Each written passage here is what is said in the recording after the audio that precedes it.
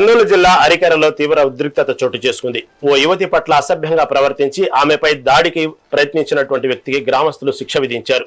బాధితురాలు తన బంధువులకు సమాచారం ఇవ్వడంతో ఆగ్రహించిన స్థానికులు నిందితుడిని పట్టుకుని దేహశుద్ధి చేశారు.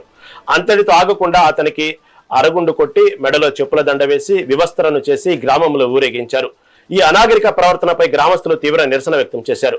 అయితే ఎంతటి తప్పు చేసినా చట్టాన్ని చేతుల్లోకి తీసుకోవడం సరికాదని పోలీసులకు ఫిర్యాదు చేసి శిక్ష పడేలా చూడాలని పలువురు అభిప్రాయపడుతున్నారు.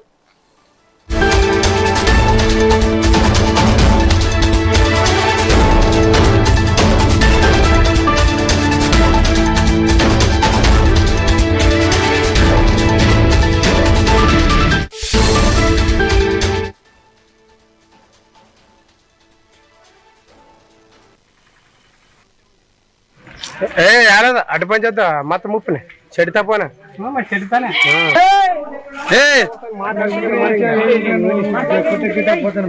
కొడదానిలోకి జిగే గొంటే గొంటే గొంటేలే ఎలా పడుతుంది.